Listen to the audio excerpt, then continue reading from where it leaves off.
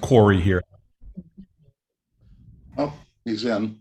Yeah, I'm sorry. I've been here for a little bit, and it's just good to see everybody, or see one person at a time. See Cliff's Einstein-looking hair. You're just jealous, man. That is a true statement. That is a true statement.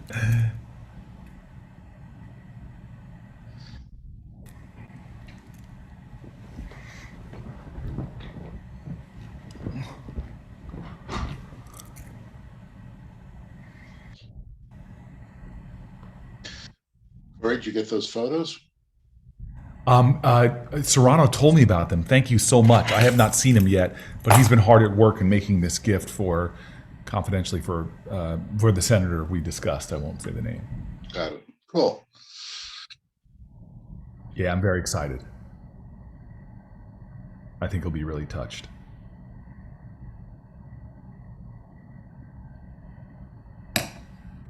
Hey, there I see everybody. All our guests who are just coming in, we're going to take another minute or so to let the rest of our attendees come on in. So just give us another minute and we'll get started. Thank you.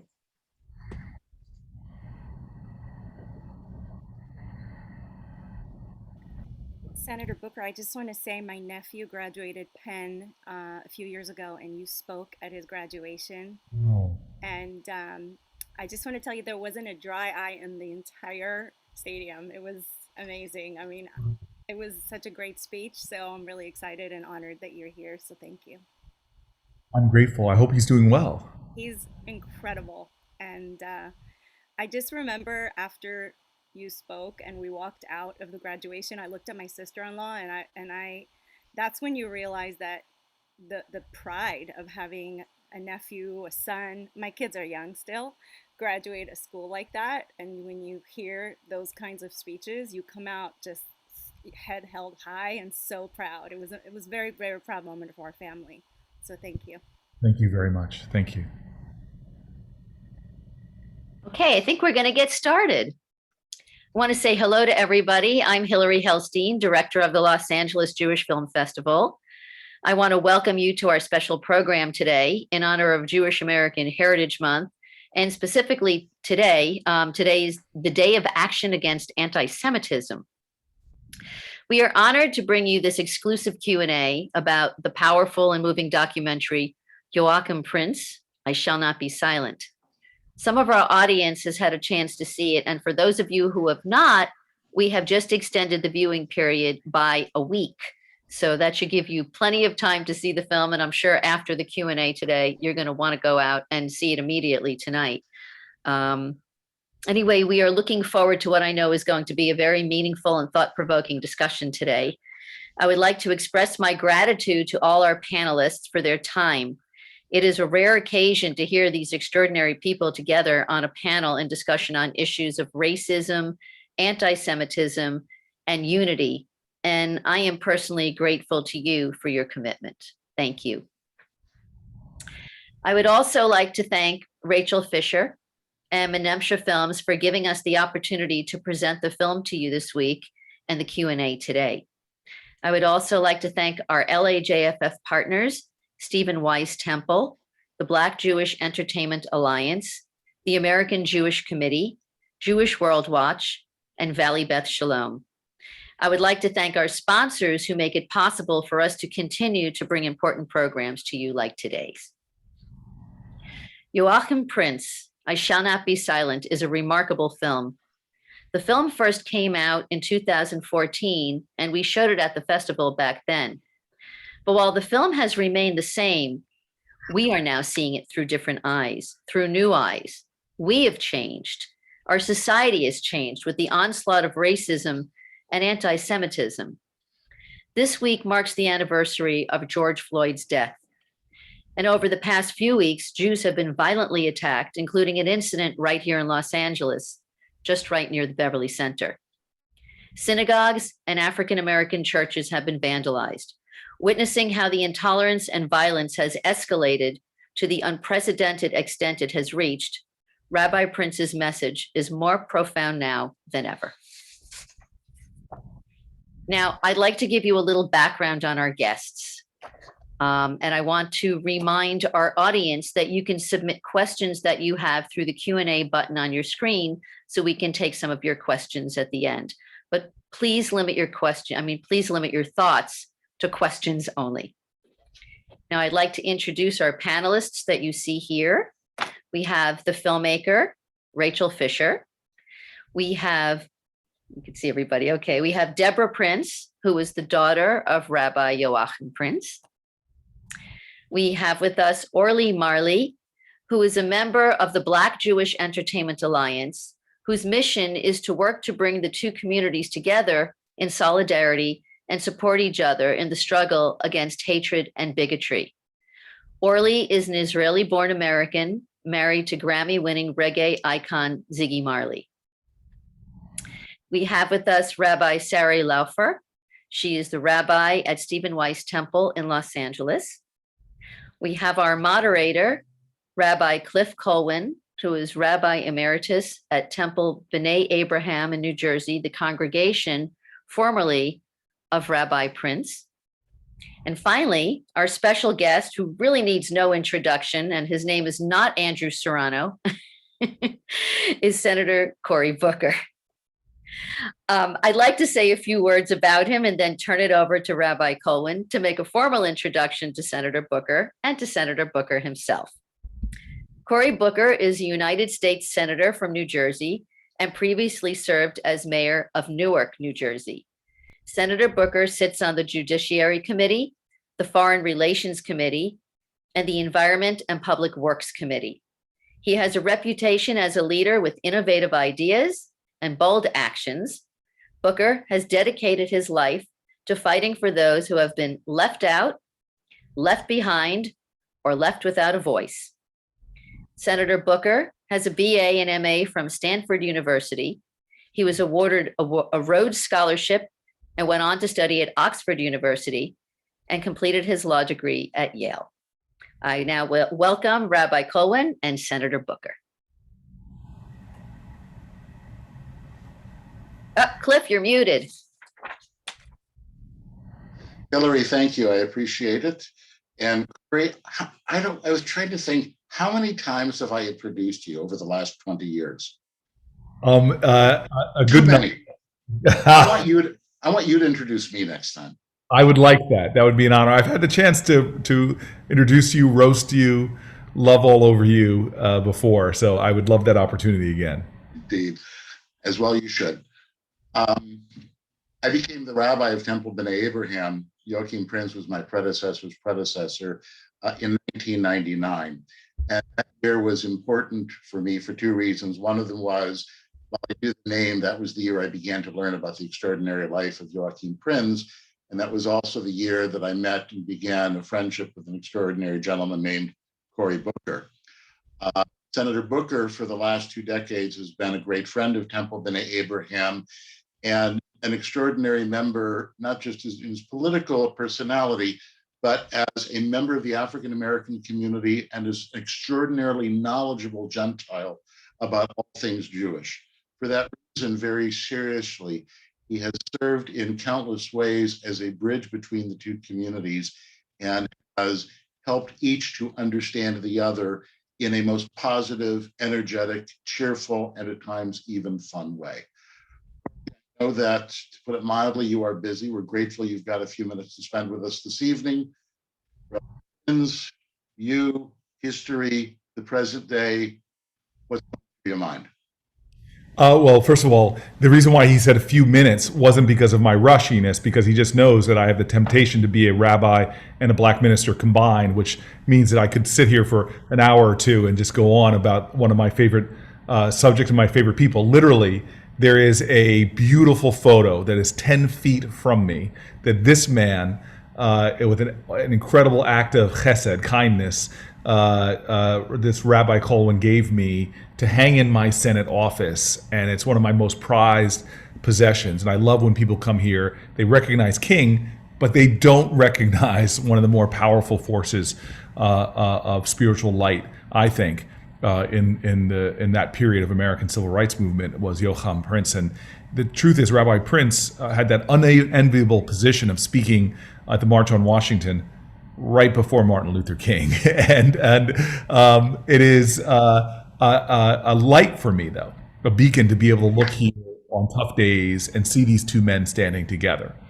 There were words from the Torah where King was killed at the Lorraine Motel. If you go there and look down, you will see words from the Torah that says the words of Joseph's brothers before they grabbed him and threw him into a pit. They say, "Behold, here cometh the dreamer. Let us slay him and see what becomes of his dream." I worry about our dream. It is precious and it is fragile, and every generation must prove worthy of it, protecting it, strengthening it, and advancing the ideals behind that dream. And what I've realized it takes, as King said so eloquently, today we have to repent not for the vitriolic words and violent actions of the bad people, but the appalling silence and inaction of the good people. And to me, those words can't be enough. It is a sentiment, it is an ideal, and the reality is we live in a nation where we are falling short of this understanding that we must act. This documentary, this film, calls for that.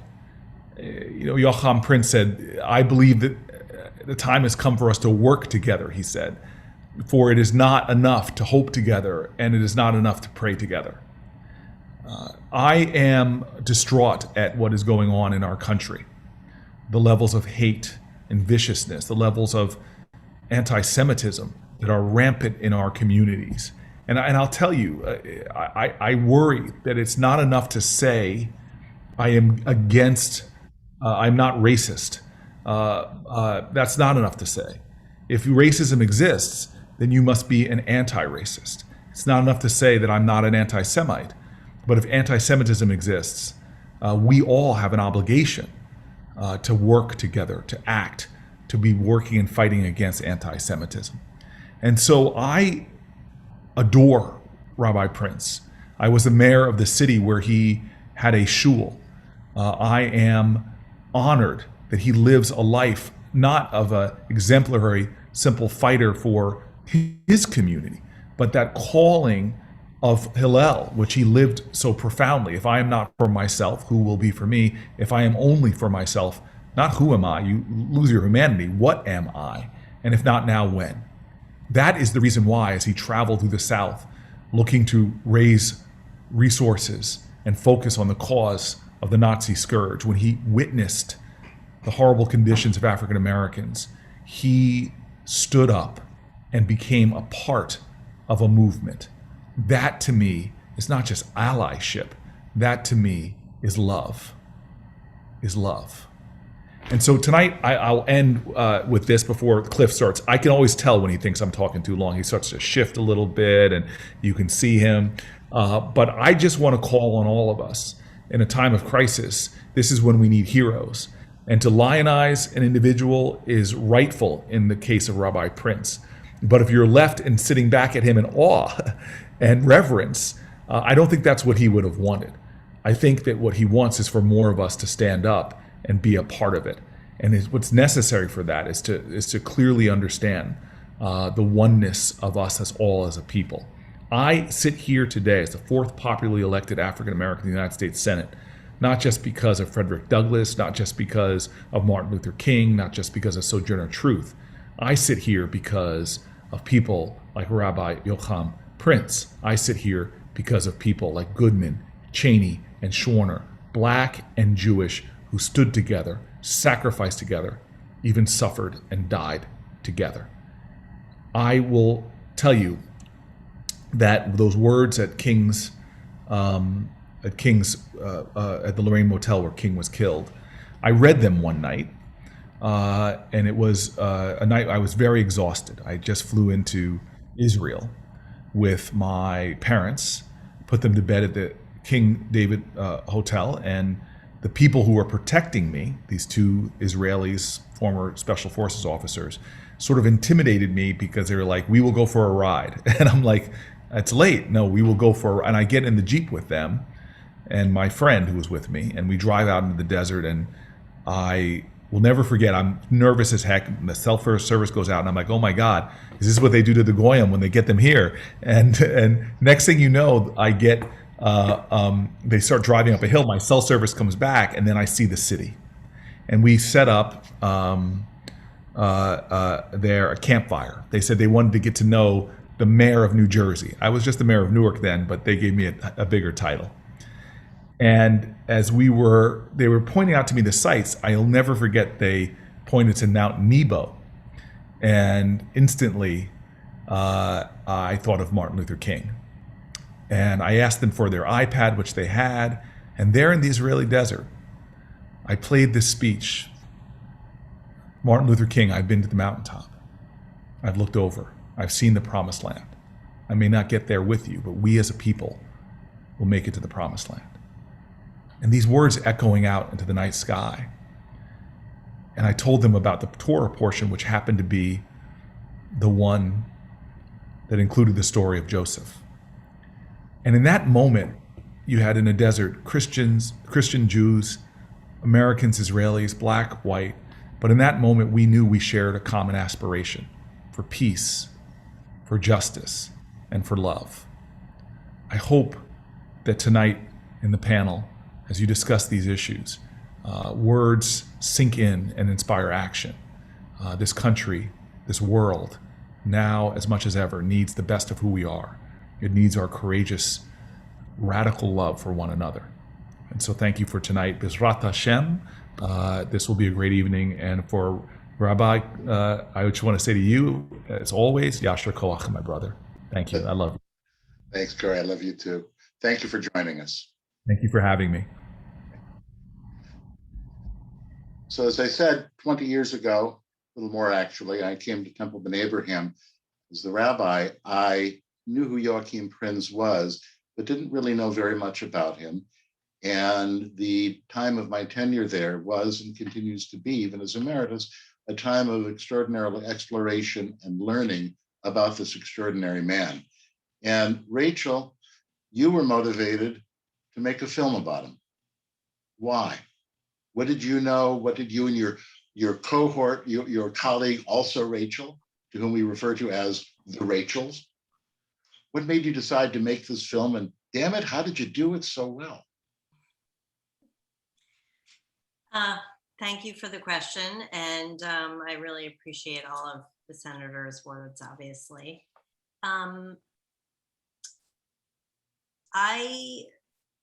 I grew up in an integrated neighborhood in Philadelphia. It was one of the few intentionally integrated neighborhoods in the United States. It's called Mount Airy. And I didn't know that the city around me was intensely segregated. I only knew, my block, my neighborhood. As a result of that, what I thought was natural and normal was living an integrated life. And of course, as I grew up and went out into the world, I learned that that's not the way this country was mostly structured. And how did Rabbi Prinz come on your radar screen? Sure. So basically, when Rachel Pasternak, who's my co-producer, one day we had made another film together. We met, we became good friends, we made another film together. And she showed me Rabbi Prinz's speech one day. We were ready to do another project. She showed me his speech at the March on Washington. And although I had studied Jewish history, I had studied African-American history, I didn't know who he was. I knew someone had spoken. I knew a Jewish person had spoken at the March on Washington, but I didn't know his name or what he had said. And I read his speech and I really felt that I had been waiting my whole life to hear a speech like that, which was ironic because the speech was delivered before I was born. So why had I never heard it? And that was when we decided that we had to make sure that not just Rabbi Prince's story, but more importantly, his message was not lost to history, and that future generations would know, again, not just that he lived, but also what he said. I think it's So worth noting that your colleague Rachel grew up at Temple Ben Abraham. Her grandparents, whom I know, were very close friends of Prinz. And if I remember correctly, she even wrote a master's thesis about him at JTS, correct? that's correct. And Rachel's grandmother is in the film. She's the one who tells the Frida story Mayers. about Rabbi Prince coming to her birthday party. That's right. So, so that's how Rachel knew about him. But we felt that, you know, not just the grandchildren of people who had been in his congregation should know about him, but that everybody should know this story. And so we set about making the documentary. How we did it well, I think that was a combination of luck and some sort of magic that happened between the two of us. I know you worked on it for a long time, took a while to raise the money, but a lot of people may take credit for having participated, but it was really you and Rachel who made it happen. Deborah, when you see the film, do you see your father, or do you see, who is this guy? Oh, no, I definitely see my father. And when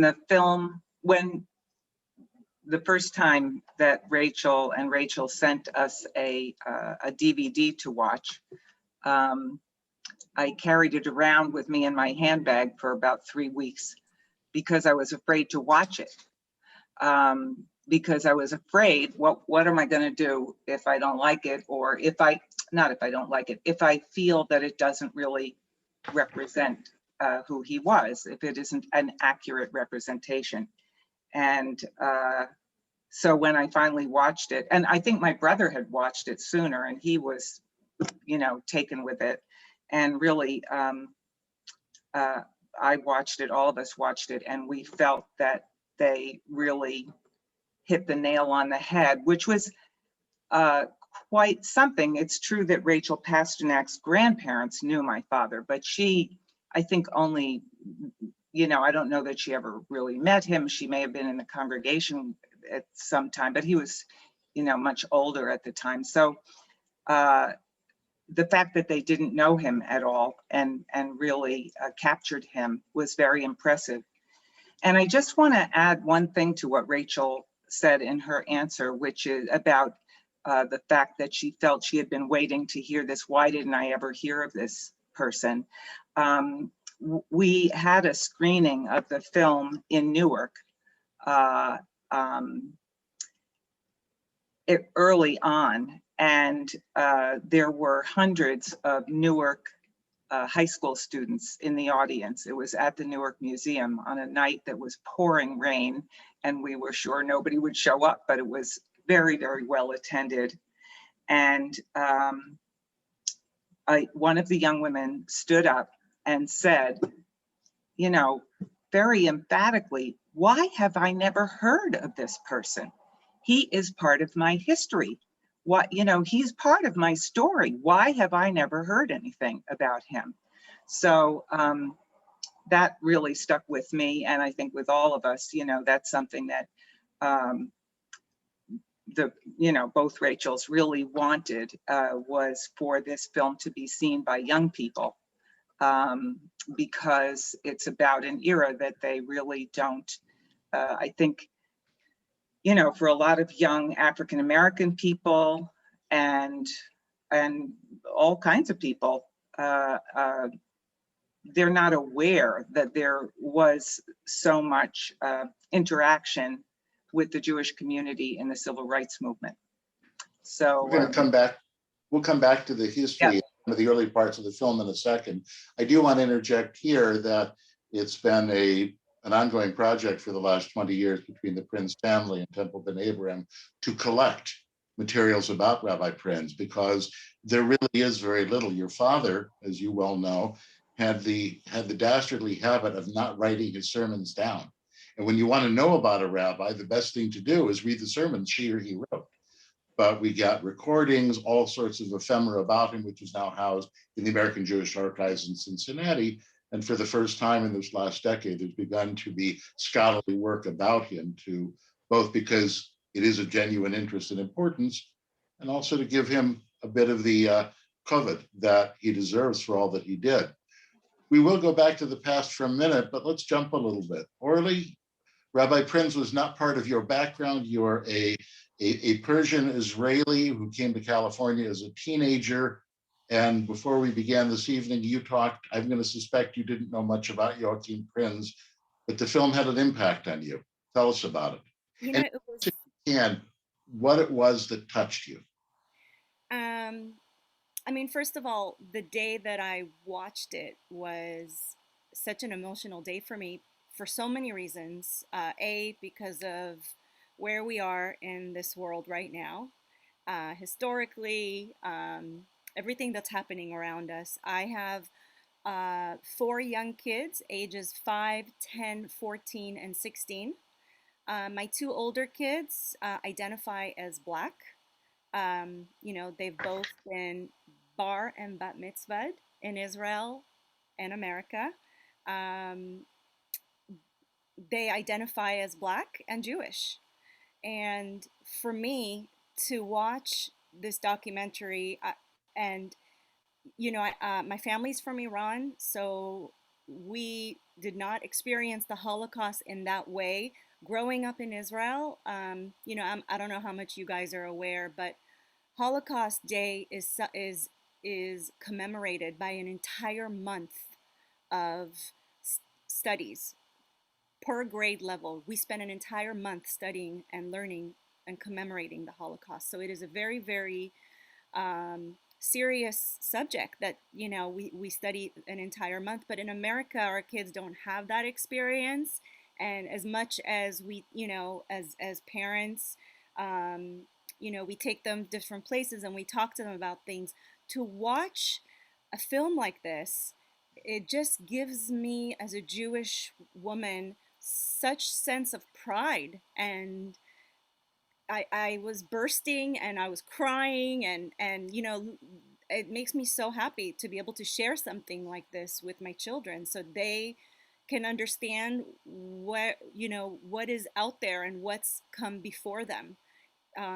My kids have been very, very vocal during this past year. My daughter started an organization for young Black kids, and there's 7,000 followers on Instagram that they have. And the Black Lives Movement, you know, obviously was very important to them. But here's the other side, so you can see, what was here. You can see this great, great, intelligent man, and how he stepped and how he walked and where he walked and what he said. I mean, the speech and all the letters he wrote. So it was very powerful. And, you know, I think I mentioned this earlier. I spent an entire day just, I couldn't stop thinking about it. I couldn't stop thinking about him and what would he say today? What would he think about different things that are happening today? You know, because he was so ahead of his time. He was. We'll get to today in a few minutes. But you bring up the subject about what an incredible man he was. To me, one of the most incredible things about him was he had ideas that for the time were unusual, and his congregation was not necessarily where he was, because he was the most unconventional person, firebrand, rebel, lots of adjectives. Revolutionary, really. Truly. But at the same time, his congregation, which I know very well, was a pretty conventional congregation. And in this case, what was one of the things that was one of the many things extraordinary about him was the way in which he was both a tremendous visionary and speaker and motivator, but also a really good congregational rabbi. And even though many of the people at the time did not necessarily agree with what he said, I don't think, and Deborah and Rachel, correct me if I'm wrong, I don't think that was ever really an issue, because their basis was so strong in their love for him and their respect for him. Is that a fair judgment? Okay, Deborah, you're giving me the look. I think yes and no. You know, he came to B'nai Abraham as a very, very young man. And it was, and he had never intended to be a congregational rabbi. When he came to the United States, he had other aspirations. He thought that he would be more involved with Jewish organizations, but not necessarily a pulpit rabbi. So right from the start, you know, he kind of took over and made a lot of changes in the in congregational life and the, you know, everything that they did, what many rabbis do when they come to a new congregation. But I think the fact that he had this information about what was going on in Europe at the time made him very, people wanted to hear what he had to say. And so, you know, many people came to services on Friday nights just to hear what he would say because of the connections that he had. And, you know, this was before CNN, you know, so people got their news in a different way. For the record, Deborah is not exaggerating. When I talk to some of the nonagenarians, the Jackie Levines, the Marilyn Rosenbaums of the world right now, 500 or 600 people on a Friday night was not that unusual. Unfortunately, the formal membership was not as large as that. Right. Yeah. But my point is that he attracted. He did, but he had Greek revival building in Newark. But he had a lot of detractors. There were a lot of people who disagreed with him, who thought he was a firebrand and who didn't want anything to do with it. They were much more conservative, not necessarily in their politics, but just in their way of life. And they found him too outspoken and too liberal and too impulsive. And you know, he had plenty of controversies with the leadership of the congregation over the years. And I think it was just because he was a good congregational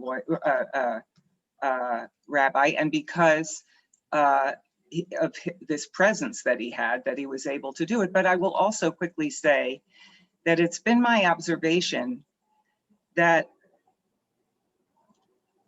people think differently of rabbis and clergy people in general today, I think, than they did. Well, not everywhere. You know, clearly there are many communities where the clergy still plays a very, very important central role. But in terms of reform and conservative Judaism, I really think that the role of the rabbi has changed and the expectations, and I think it's much more difficult for rabbis to be as outspoken as he was now, just because I think the paradigm has shifted to some degree. One of those changes is certainly that the decades that he was most active, the 40s, the 50s, the 60s, if there were leaders of American Jewry, by and large, they were congregational rabbis. Abba Hillel Silver, Stephen Wise, whom we're going to mention in a second, and so on. Whereas today, it may be more likely to be leaders of communal organizations, American Jewish Committee, AIPAC, the Federation System, and so on. The Stephen Wise Synagogue in Los Angeles was not founded by Stephen Wise, unlike the Stephen Wise Synagogue in New York City, which interestingly was founded by him as the Free Synagogue because of freedom of the pulpit issues, which he had contended with earlier in his career. But Rabbi Wise was one of the major figures of American Jewry in the 20s and 30s. And it was because of him that it was on his recommendation that Rabbi Prinz ended up at Temple B'nai Abraham in Newark. Sarah, you have the privilege of being a rabbi in a synagogue named for Rabbi Wise. Can you tell us a little bit about this person who had such an impact on the life of Rabbi Prinz? Absolutely. And Deborah, I was sort of nodding along with what you were saying, you know, and I think one thing I will say is I think that throughout the decades, and certainly, I mean, I would actually say probably, the reform movement started in Germany, and I would guess starting there through today, there have always been certain sort of third rails for rabbis. And I think, some rabbis, I think your father is one of them, said, well, I'm going to touch the third rail. And that's who I am. And I think that's very much who Stephen Wise was as well. It's why, as you said, Cliff, so Stephen Wise was born in Hungary, but brought over to America quite young, and sort of knew from an early age that he wanted to be a rabbi, and so became one. And was a firebrand in his own way. I think it's sort of interesting. He died in 1949, so we didn't really see, he didn't get active in the civil rights movement as we know it today, but was incredibly outspoken on issues of labor laws and the rights of workers. He was a founder of NAACP and the ACLU. Which I think in, 1909 and 1920, that was not necessarily the obvious path for a rabbi, and is well known, at least in, my corner of the world, not just because I work at a synagogue named for him, and Rabbi Shai Zeldin, our founder, was a student of his, but known in my corner of the world because he actually turned down a very prestigious pulpit in New York City because they wouldn't guarantee him freedom of the pulpit. Because they said, what you say up there needs to be approved.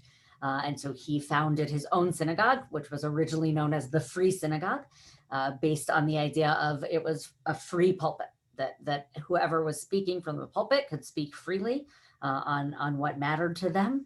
And then later, after his death, was renamed Stephen Wise Free Synagogue. And I will say, I found it interesting doing a little of the research. There's an old, I thought it was Golda Meir, but I couldn't find the quote, but maybe it was Henrietta Zold, the joke that, Zionism is one person asking another person to give money so a third person, can help a fourth person in Israel. And, I found that sort of a fascinating coincidence that your father and Rabbi Wise met through their Zionist commitment, but yet ended up both transforming American Judaism very, very deeply. And so I was sort of thinking of that interplay also. Stephen Wise was a very, very early and outspoken Zionist at a time that, especially in the reform movement, that was not a given or really a part of the platform. And he really stuck to that, and I think helped transform the reform movement in particular. But I was sort of thinking about the fact that that's the axis on which they met. But yet their transformation was really in American Judaism. Let's go back a little bit in time. One of the things I've wondered about is, what was it about the experiences in Germany that prepared him so for the impact they would have in the United States? Rachel, he was not just a rabbi in Germany; he was a big rabbi, right? Right. I mean, you can see in the film that Rabbi Prinz became very popular in Berlin. The way it worked in Berlin was that you didn't have a fixed temple. You would go around to the different synagogues in the city.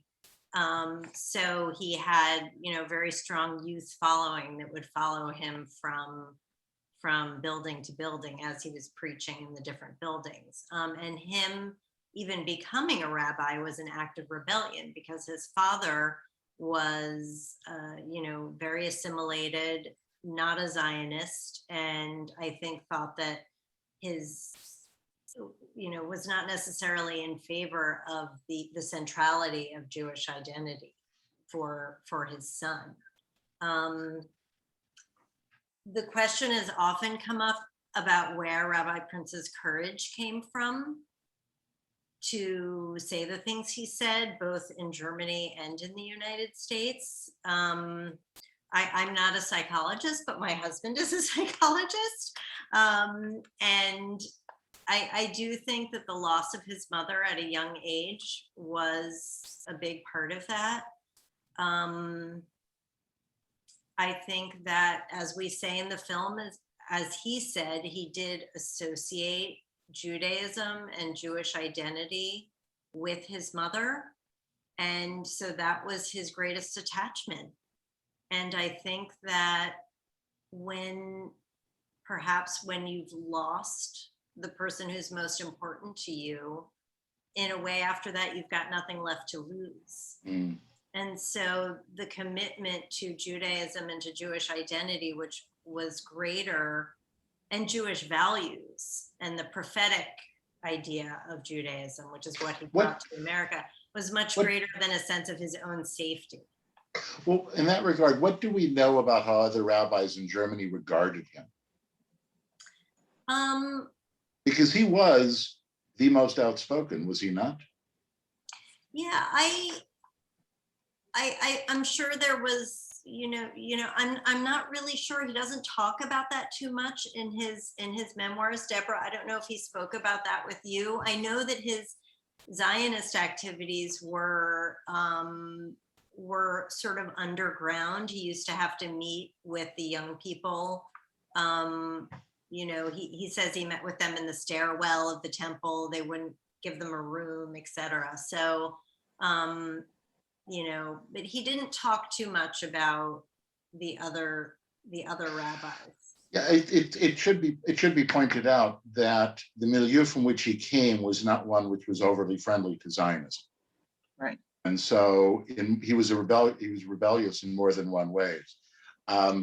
I've heard it said by, I think it was Michael Meyer, an historian who knows a lot about Prinz, who both Rachel and Deborah know, that other rabbis were probably jealous of him because for two reasons. One of them was he was attracting a following that was probably bigger than anybody else's. But another one was he was probably doing things, with those sermons he gave just right up until the end that others did not have were not brave enough to give, could not bring themselves to give. And they kind of wished it was them who were doing that. The point I want to make with all of this is it strikes me that he became comfortable with the role of being an iconoclast already in Germany. So to assume such a role when he came to the States was not that big a deal. Deborah, when you were growing up, did he, so I'm going to put this to you anyway, would he equate the two specifically in conversation? Did you ever hear that come up? Germany and civil rights issues, the civil rights situation or lack thereof that he encountered in this country? Let me get to that in a second. I just want to say something about the other point because my father, I think the thing that motivated him, in addition to the loss of his mother, was that he was really not comfortable in the milieu of Germany at the time that he was growing up, in this sort of authoritarian culture. And so I think it started with that. It started with his father because they had conflicts, and his father was very much, representative of the stereotypical, German head of household. And so there were stories about conflicts that apparently his father wanted him to go into his business, to take over his business, which was a general store. And my father didn't want any part of that. So I think it started really with him rebelling against the social atmosphere that he grew up in. And the rabbi.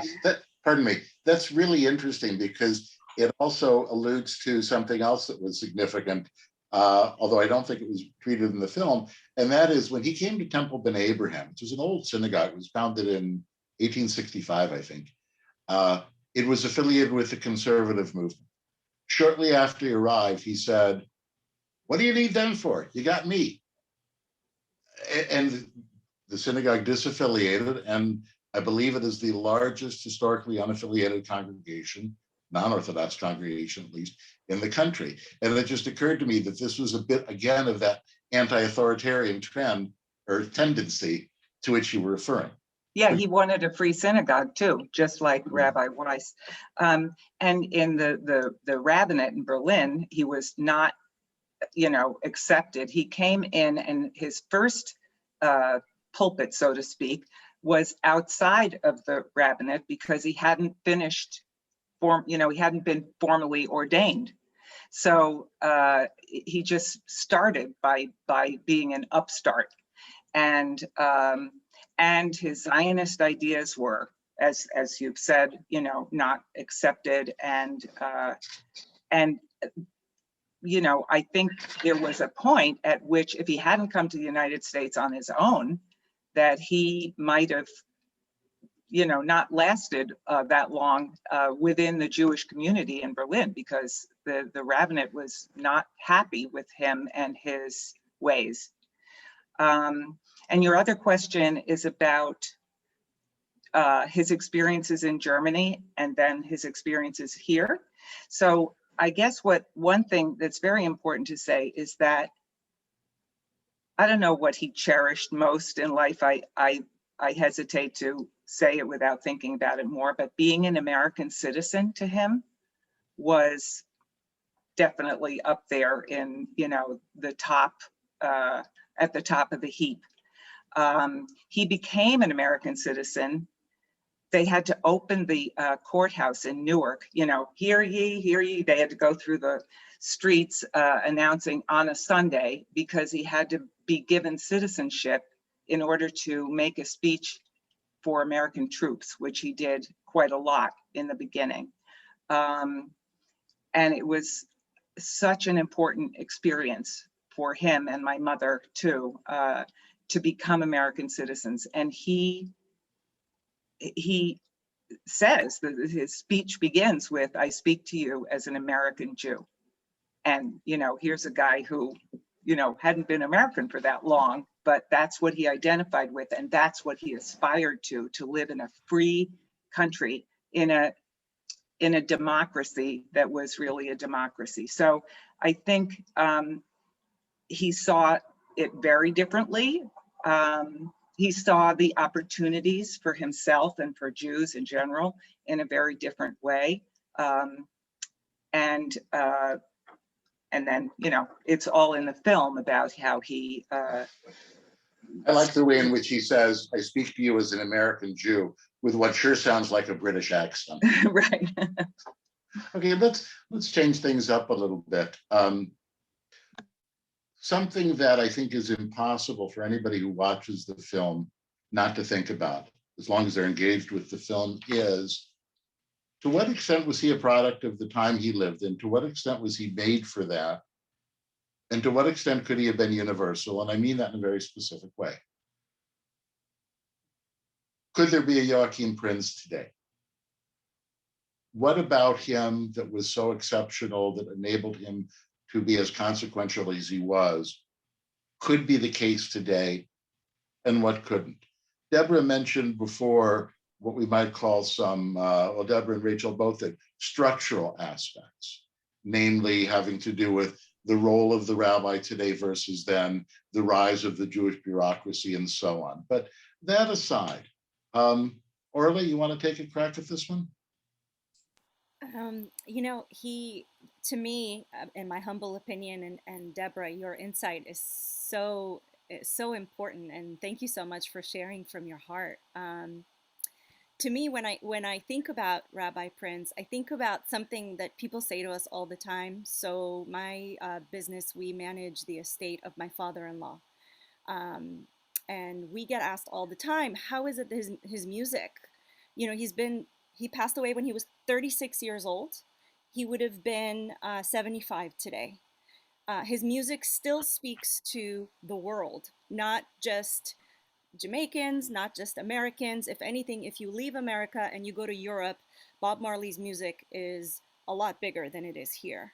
So people always ask me, why is his music so important and still completely resonates with parents, grandparents, children, babies? Why is it that it resonates? And I think about Rabbi Prinz in that way, because yes, he was a rabbi, but he absolutely was ahead of his time. He was a revolutionary.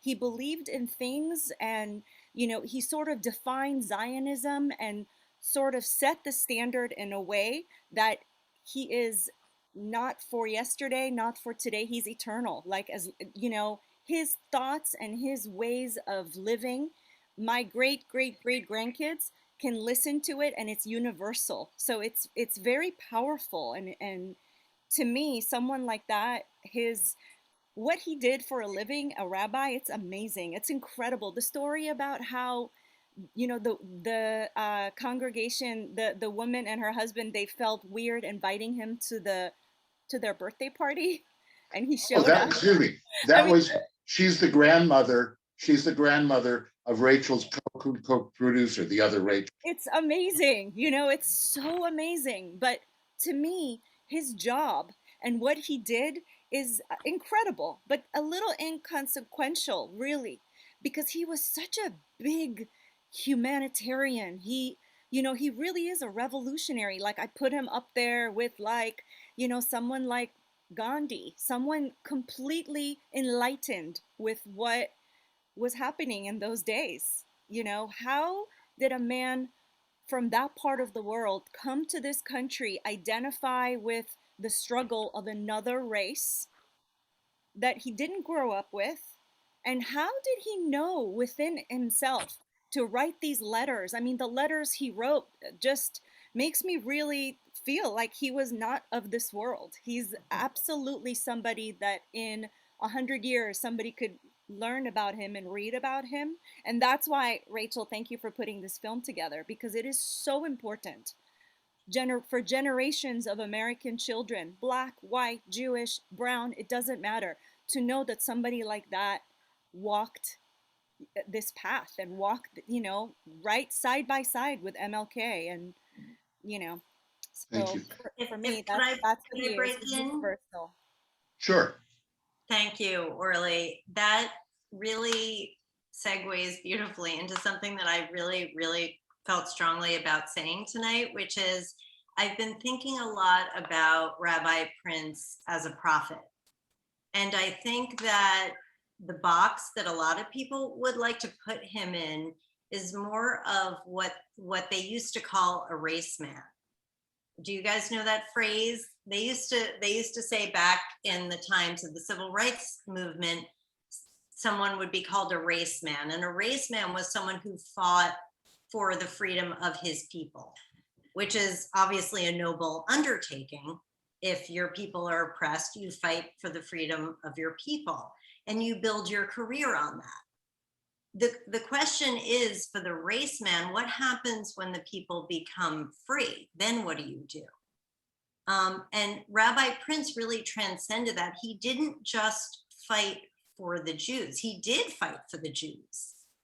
But he fought even more for the idea that the Jews had been given and that the Jews that he believed were trying to pass on. And so he became more of a prophet for the idea that, every person is made in the image of God and that we should all be equal. And as he says in the speech at the March on Washington, that we were all created as one another's neighbors. So when you're fighting for that idea and not just some material, objective, you begin to transcend the idea of just being someone who is fighting for a narrow cause, and you become more in line with the prophets. And the prophets were, when you're a prophet, you fight for your people, but sometimes you have to speak up to your people also. And you can see Rabbi Prinz speaking to white people, to white Jews, and saying that the freedom and liberation and equality of Black Americans is part of the idea that we were given and that we need to keep fighting for. And I think that's what really draws him to us and makes us say, this isn't just another, community leader. This is someone beyond that.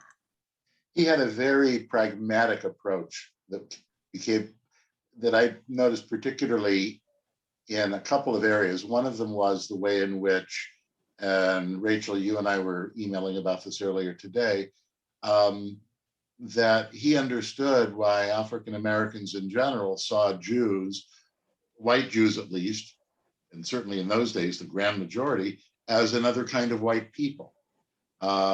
Because from a common sense African-American perspective, that was purely logical. And he was so good about about engaging with the world as it genuinely was. Sari, my colleague, Rabbi LAJFF, regarding Rabbi Prinz, it'd be a little bit harder to be a Rabbi Prinz today, wouldn't it? I mean, I want to say yes, because I think that's the easy way out. But I wish the answer a little bit more was no. Right. I mean, I do think that there's I think that there's also, like, I think about just the change in oratory and the way that we engage with that art that has been deeply lost, or at least certainly flattened, right? I think media has changed to a point that, like, that being said, I think there are some preachers, and I use that term very broadly, who still would fill a stadium.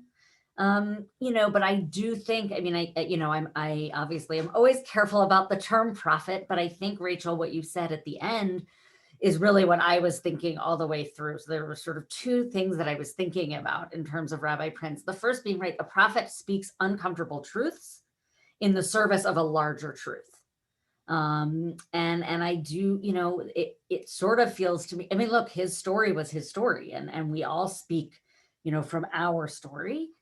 And so, would he have, I mean, and Deborah, I'm looking at you because he's, like, would you have been you if he was, right? Like, all those questions we can't answer, right? Would he have been the person he was, had he not been born in Germany and that had been his story? I don't know. But it feels like this was his capital T truth. And, was just core to who he was. And I think that there are rabbis out there. I get to teach rabbinic students about sermon writing. And, we sort of half jokingly say that every rabbi has about 3 sermons, right? So, like, those are our capital T truths. And, I think there are rabbis out there who are comfortable putting out there the really hard, uncomfortable truths. But I do think that's hard now. And I think, for lots of different reasons. And I also think there's just a lot more voices out there. I feel like, Rabbi Prinz, a little, maybe Rabbi Heschel, Rabbi Wise, in his time, you mentioned Abba Hillel Silver, right? Like, there were these, like, all men, all these monolithic, sort of names of the American rabbinate. And I don't think that's as true anymore. And just this other thing that I was thinking, Orly, as you were speaking, and Rachel, and actually as all of you were speaking, I was actually thinking of the book of Esther, right? The story that we read on Purim, where Esther is sort of like, what am I going to do? Like, I don't want to go into the king. That's uncomfortable. That is hard. And her uncle, cousin, caregiver says, perhaps it was for a moment such as this that you became the queen. Right. And I think that, I think, Deborah, your dad sort of said, like, perhaps it is for a moment such as this that I became a rabbi. That's the moment in the Esther story where she realizes there's nothing else she can do but go forward and speak for and to her people. And I feel like your dad felt that too, that he just sort of was like, this is the moment for which I was born. And so there's nothing I can do other than speak this truth. And I think that's an incredibly brave moment to say, I'm going to speak this truth, no matter what, to some extent. We're going to move toward wrapping this up now. I just want to make a couple of observations. The first is, and this came out before, but because I'm moderating, I get to say it again. Much of his impact, I think, well, no, I'm going to explain it this way. There's still many people around who knew Prinz well. And when you speak to them, they talk about how he was at a wedding, how he was at a funeral, when Frida Mayers, when he came to Jack's birthday party, when he came to visit them in the hospital. They don't talk about the speech in Washington. They don't talk about him meeting JFK. They don't talk about him being on television. They knew about those things and they were proud of him. But one of the lessons that as a rabbi I take away from this was that his work as a congregational rabbi, which is the most sacred responsibility he had, was the foundation on which everything else was built. And I think in a real way made everything else possible. That was true in Germany, and that was true in this country as well. And lastly, and I'm going to take off from Orly's final remarks, his story is really a timeless one. I don't see how anybody could watch this film and fail to be moved by it. And so even though I was the one who posed the question, I think it's less important, could there be a Rabbi Prinz today or couldn't there? Because we don't need that to learn from him. Learn from him by the history he leaves us, by the words he left us, and thankfully by this truly, truly extraordinary film. I also encourage everyone who is with us this evening, go to joachimprinz.com and spend about 2 minutes, it's incredibly short, watch him deliver the speech, Silence, that he gave at the March on Washington. As Senator remarked earlier, it was an extraordinary speech. His mazel that the guy afterward gave an even more extraordinary speech, although frankly, I think this was even better. But Hillary? Yeah. So thank you so much. I want to thank all of you, and thank you, Cliff. There's just a very few questions that have come on, and really most of them have just been comments about how wonderful the film is, and the impact that he's made. Just a few questions that are interesting. There's a person who wrote that what is so frustrating about watching this film as somebody who is over 80. The last couple of generations do not realize how very closely the Blacks and Jews were connected during the civil rights. How could we bring this realization back to people today? It's a loaded question. Well, I think the best way to bring this realization back to people today is for us to fight for civil rights. Senator Booker is working very hard right now on the George Floyd Justice and Policing Act. We as Jews, we can say we're doing this as Jews, can, write to our congresspeople and our senators and say how important we think that piece of legislation is.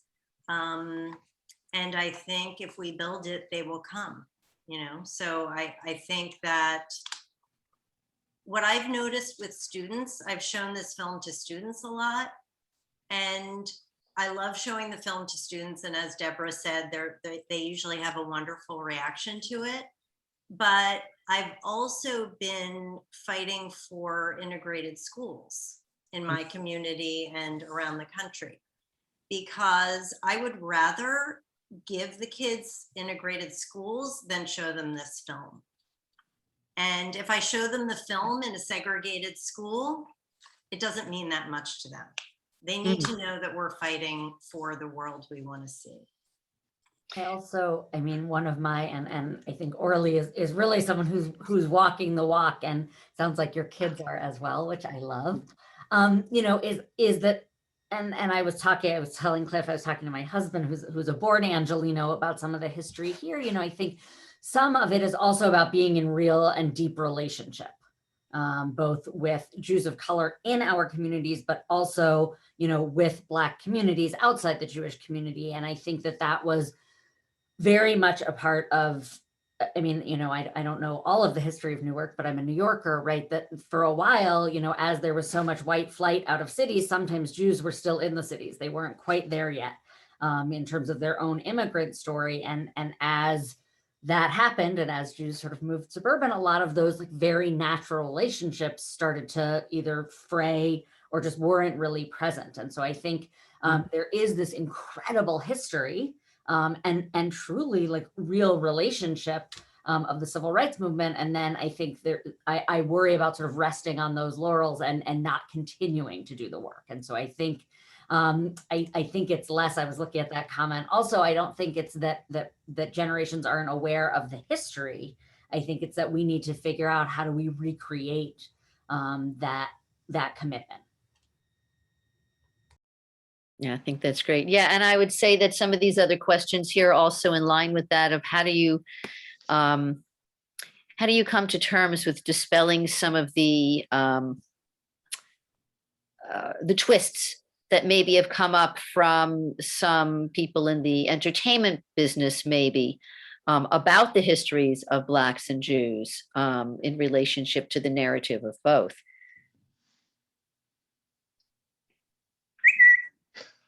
I think I think that's an area there. as someone who's a filmmaker and a storyteller myself, I've also written a screenplay about Rabbi Prinz. I think that, I think that it's just important to keep telling stories and make them as truthful and as intellectually honest as possible. I'm not really interested in knocking down somebody else's version, but I like to tell the stories myself. So, I think that's the way to go in terms of entertainment and storytelling, is to tell our stories. I also think that we need to know each other's stories. And I think that one of the things that I've been observing recently, well, in many different contexts, is that oftentimes people don't know what they're talking about. They make statements about other people for one reason or another.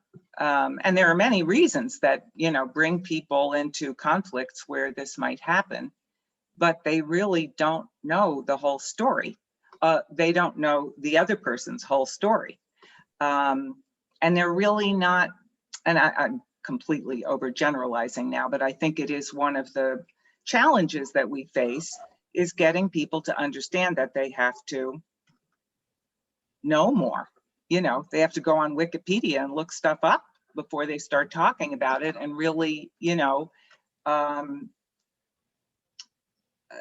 because it's too easy, especially in these, I hate to be the one to bring this up, but the days of social media, to just latch on to an idea that comes from somebody, maybe a celebrity or somebody that you respect, and not to question it, just to kind of go with it without understanding the context. So I think that that's a challenge that we face, is getting people to really listen to each other, and try to see things from more than one perspective. And that, I think, goes all around, that includes everyone. It's great. Well, I want to thank you all. This has been a very enlightening discussion today. Really wonderful. I really appreciate you all for being here, for your time and for your commitment. And for our audience, you can go to our website, www.lajfilmfest.org. If you have not yet seen the film, you can go and you can get a ticket there. And this has been recorded today. It will be on our website and it will stay on Facebook. So if you want to watch it again, or you want to recommend it to friends or colleagues, please do so. And I want to thank you all again. Have a good day, and thank you. Thank you. Our pleasure. Thank you. Thanks for the invitation. And thank you to the audience for joining us. Thank you for the support.